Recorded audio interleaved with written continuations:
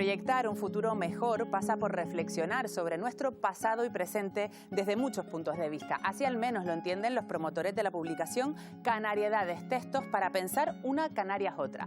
A través de especialistas de la antropología, la filosofía o la historia, analizan en qué punto se encuentra nuestra sociedad y proponen nuevas fórmulas para esa otra Canarias que imaginan. Nos lo cuentan ya mismo dos de sus editores.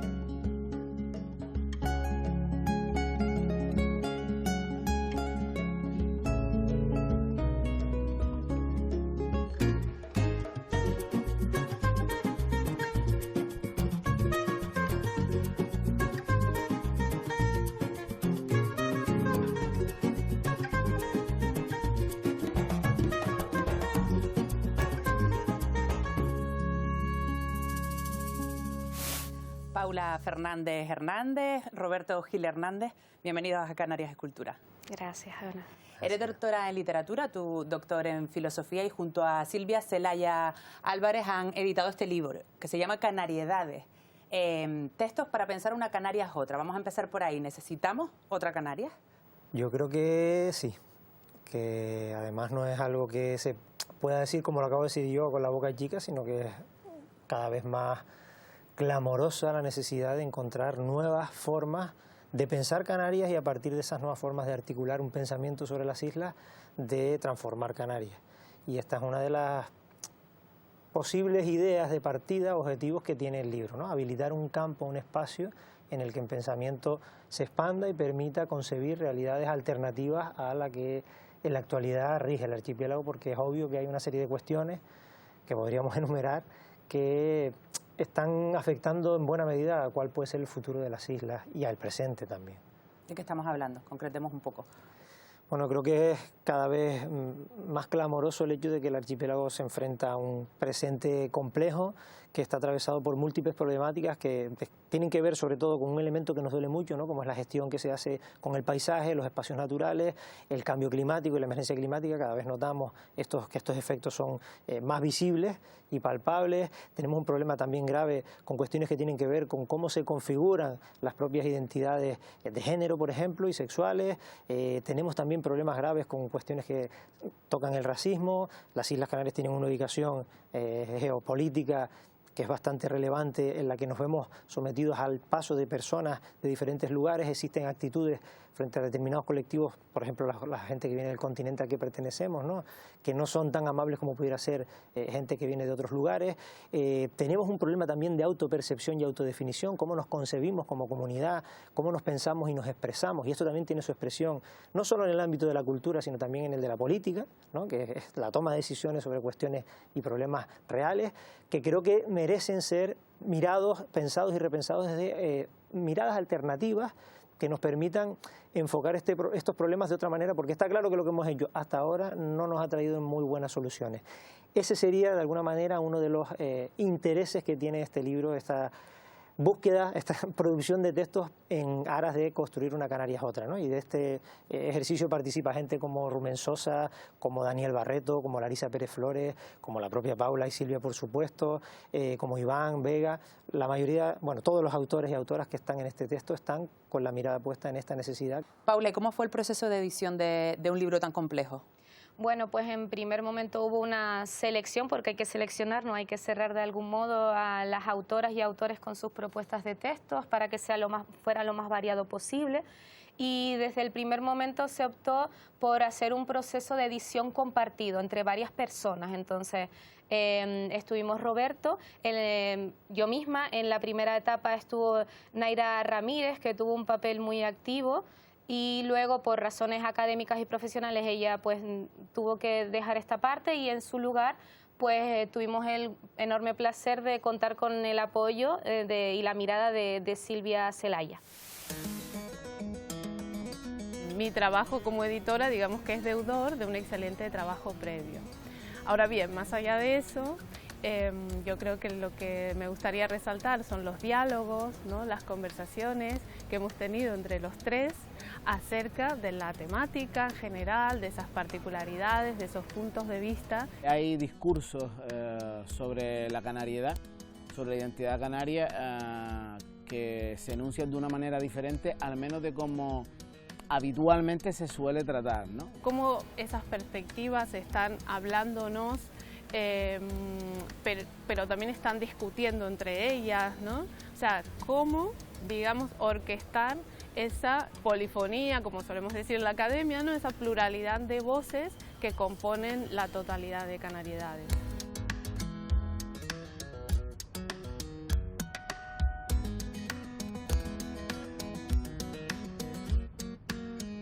Muchas de las personas que ahí participan son gente que está, aparte de estar reflexionando, está metida en una dinámica digamos, de acción cultural de sociedad civil, otros a lo mejor más comprometidos desde el punto de vista de asociaciones culturales. Se produce conocimiento en Canarias y hay que hay que visibilizarlo, digamos, ¿no? Por otro lado, también es combativa, ¿no? O al menos yo lo interpreto así. Es combativa contra qué visiones de la canariedad, contra algunas que son muy afines, digamos, al poder, ¿no? Contra una canariedad hegemónica, solemos decir, ¿no? Hay una voluntad en las voces que han sido invitadas, una voluntad a la reflexión política y a la invitación a la transformación de la realidad. Roberto, ¿y se trata de autores y autoras que estaban ya reflexionando sobre estos temas o ustedes les han encargado que hagan esa reflexión? Las dos cosas. Estaban ya trabajando estas cuestiones, por eso también nos conocíamos, más o menos, pero seguíamos los trabajos de cada una de las autoras y autores que aparecen en el volumen, en esa antología del pensamiento sobre Canarias o pensamiento canario. Pero también es verdad que tenemos un punto en común, hay un eje central ahí en torno al cual gravita el trabajo y el pensamiento de todas y todos, ¿no? Que es la necesidad, incluso el deseo, la formulación de un deseo de transformación, ¿no? Entonces podríamos decir que estamos arremolinadas y arremolinados en torno a la utopía de las canariedades, es decir, una visión alternativa y rupturista de la realidad del archipiélago que sea capaz de imaginar, insisto, pues una realidad alternativa. Eso es lo que trata de resumir de alguna manera el término Canarias otra, ¿no? Una Canarias que pueda ser diferente, que desafíe los elementos que la constituyen en la actualidad y que sirva eso para, en un sentido quizás persiguiendo una idea de progreso, abrazar mejoras en los ámbitos en los que necesite esas mejoras. ¿Es una propuesta, una hoja de ruta hacia esos objetivos o ese horizonte? No sé si es tanto una hoja de ruta, porque también partimos de que no todo el mundo que debería o podría estar está en esta antología. Hay muchos autores y propuestas que por cuestiones de espacio, de tiempo y demás no han entrado aquí, y esto también entronca con uno de los objetivos fundamentales de este trabajo, que es partir desde la consideración de que nada de lo que está dicho aquí es definitivo y no es revisable. Al contrario, esto es una puerta que se abre en una casa que tiene muchas habitaciones, que tiene zonas exteriores, que tiene zonas interiores y que hay que recorrer, hay que inspeccionar, hay que ir para adelante, hay que ir para atrás.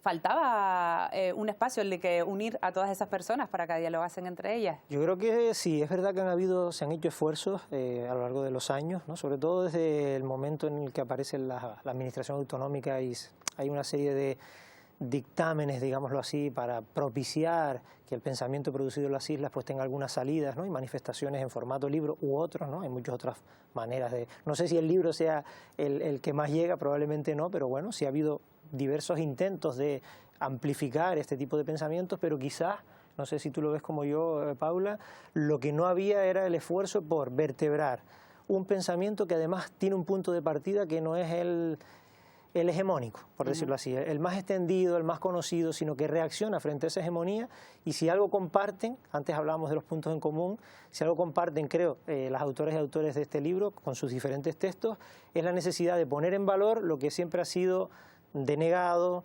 minusvalorado, despreciado, perseguido, e incluso lo que no ha sido ni siquiera considerado, que estaba como una especie de gaveta inconsciente en la cual no habíamos reparado. Para que nos entiendan todas las personas que nos estén viendo, ¿de qué tipo de pensamiento estamos hablando? ¿Qué ideas se aportan con este libro que no son las hegemónicas?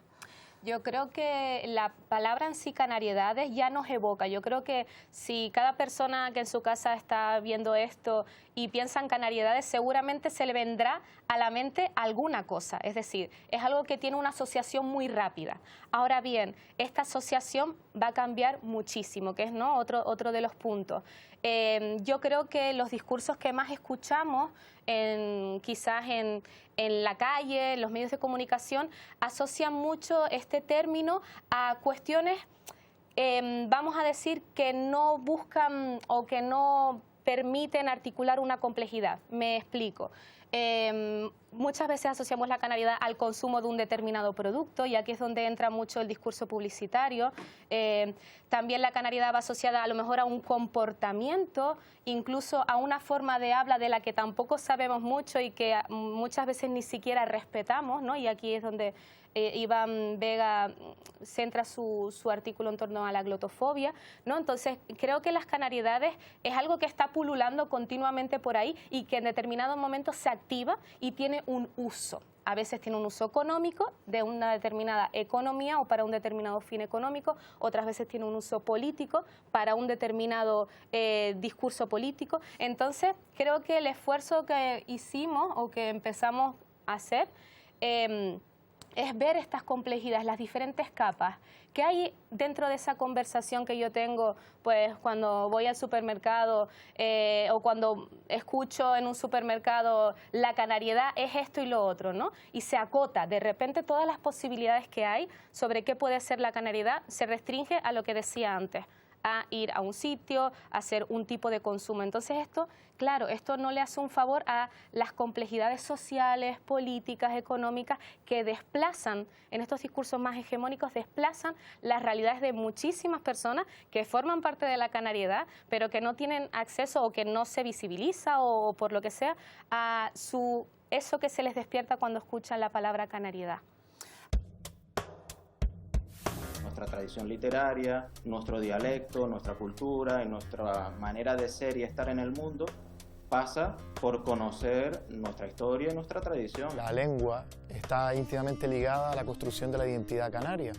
A veces no somos conscientes, pero por un lado tenemos nuestra variedad dialectal del español, pero también tenemos todo ese sustrato de palabras amazigh. La lengua ya no se habla, pero muchas de sus palabras siguen vivas en nuestro día a día. Lo tenemos en la toponimia, lo tenemos en palabras que utilizamos en la gastronomía, como por ejemplo el gofio.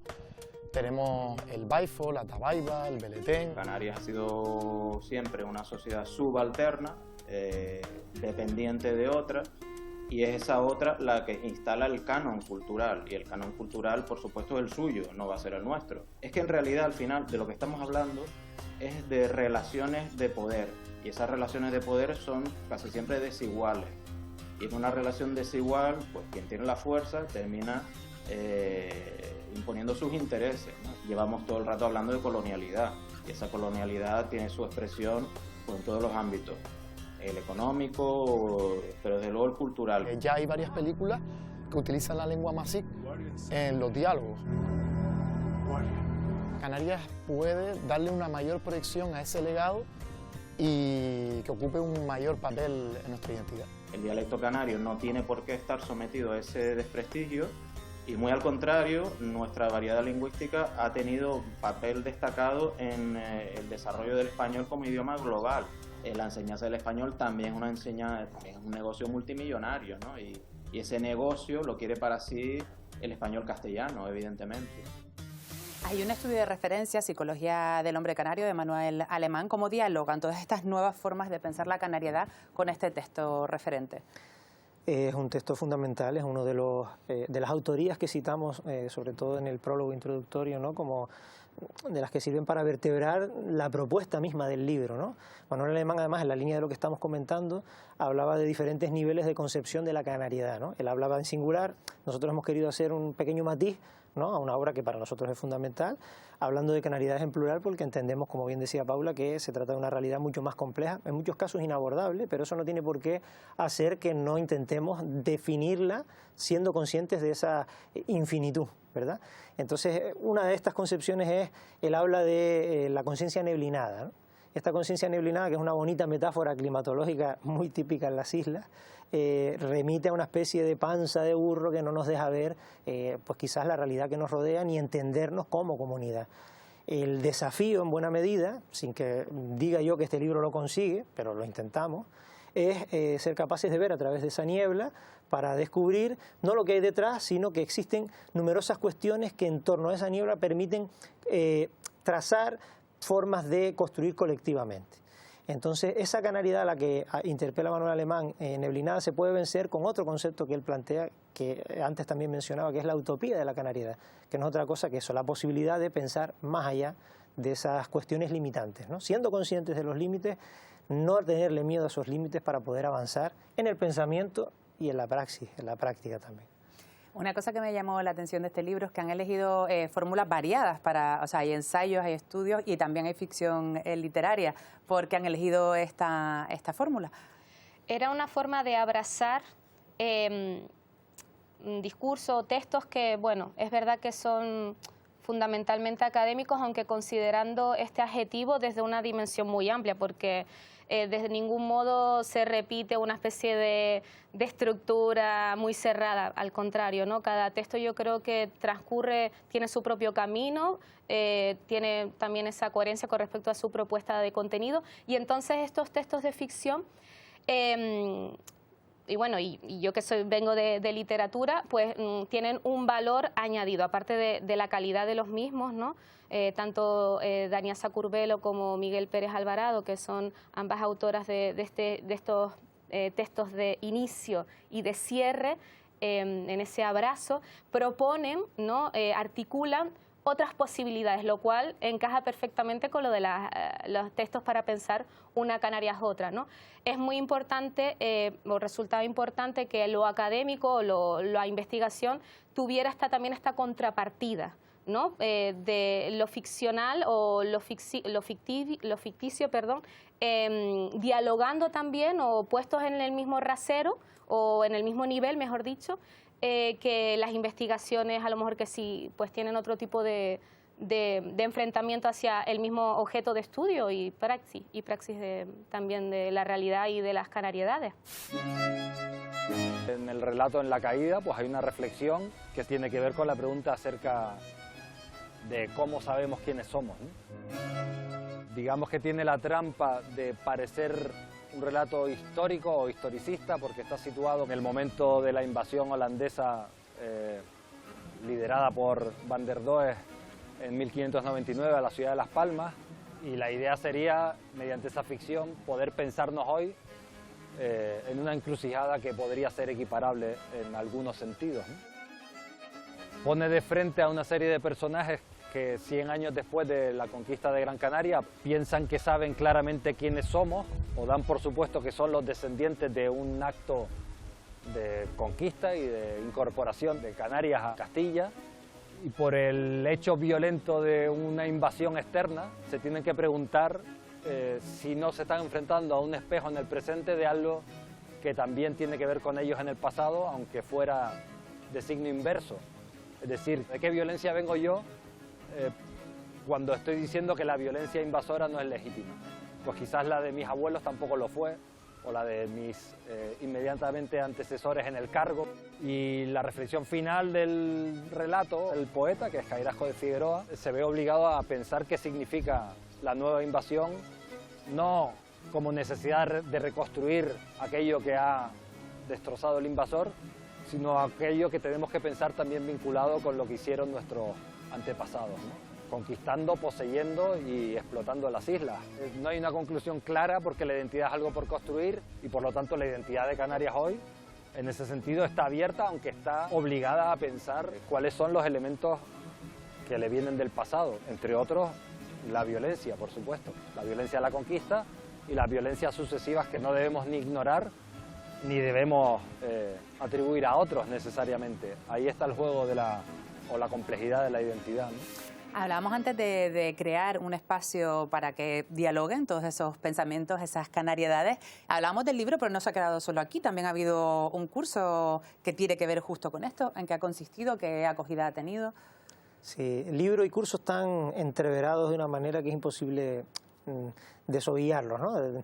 Ponerlos por separado, porque aunque la idea del libro es previa al curso, el curso hizo posible que el libro existiera. El curso se hizo por primera vez, de momento única, en el Museo de Historia y Antropología de Tenerife, que es una institución que depende del Organismo Autónomo de Museos, del Cabildo de Tenerife, y allí lo que se planteó fue una semana ahí intensiva con los autores y autoras de este libro, haciendo conferencias por las mañanas y por las tardes, diálogos entre perfiles que no están incluidos en el libro, pero que son representativos de diferentes maneras de entender las canariedades en el ámbito de la sociedad civil, vamos a decirlo así, ¿no? Había gente que viene de la política, gente que viene de la academia, gente que viene de los movimientos sociales, etcétera, etcétera.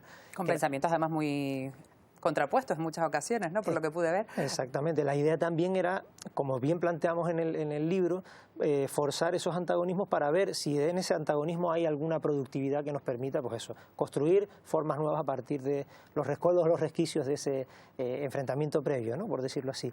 Entonces, con esa idea reunimos ahí a un grupo de personas interesadas en el tema. Eran estudiantes de la universidad, era gente que venía a título personal, porque los cursos de extensión están hechos para la sociedad en general. Y estuvimos una semanita allí metidos, oyendo conferencias inspiradas en los capítulos de los libros y estos diálogos. Y también tuvimos un momento final para hacer reflexiones y demás. La idea es que esto sea solo un primer paso para seguir reflexionando sobre un tema que entendemos que es de sumo interés, como es pensarnos como colectivo, ¿no?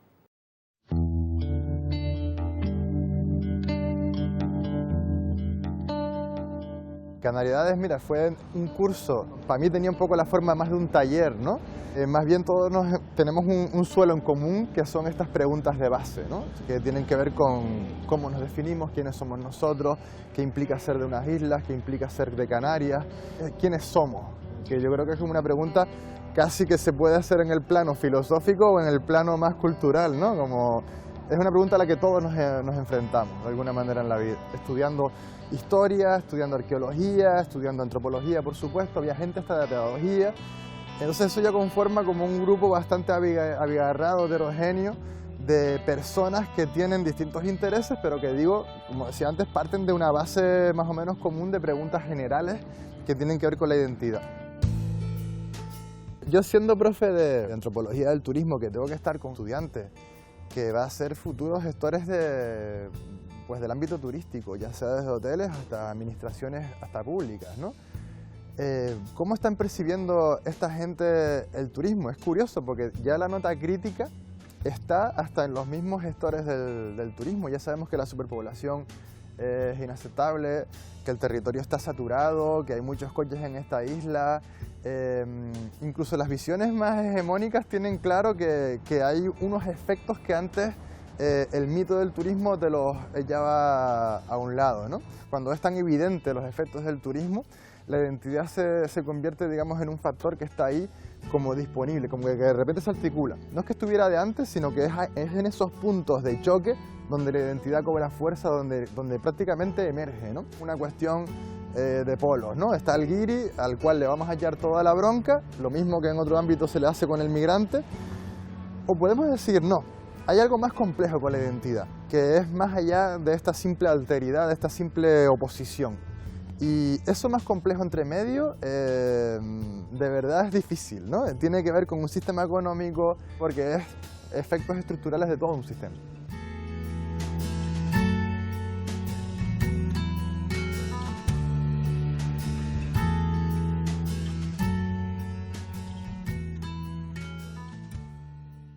¿Habrá Canariedades 2 entonces? Yo creo que material hay de sobra para hasta más de 2. Ahora será cuestión pues de primero, yo creo, seguir discutiendo y debatiendo en torno a estos textos, porque creo que todavía tienen bastante proyección y que necesitamos de esa retroalimentación de la sociedad, de los diferentes agentes sociales, ¿no? Que si creen que es de interés, pues dialogar con ellos, y a partir de ahí pues ya seguir construyendo y pensando, desde luego. Esto, como dijimos antes, no es para nada una senda cerrada, al contrario, es todo que se bifurque, todo lo que sea necesario. Sí, además falta tanta gente por incluir, que está haciendo trabajos de sumo interés, que mi deseo, nuestro deseo, debería ser un deseo compartido, es que pudiera haber una Canarias 2, 3 y 4 y el número necesario para que tanta gente que está haciendo trabajos tan interesantes sobre la realidad del archipiélago tuviera cabida y un lugar al que quien tenga interés pueda luego acudir e informarse, conocer, iniciar esos diálogos. Pues Paula, Roberto, enhorabuena lo primero por este trabajo y muchísimas gracias por acompañarnos en Canarias Escultura. Gracias a ustedes.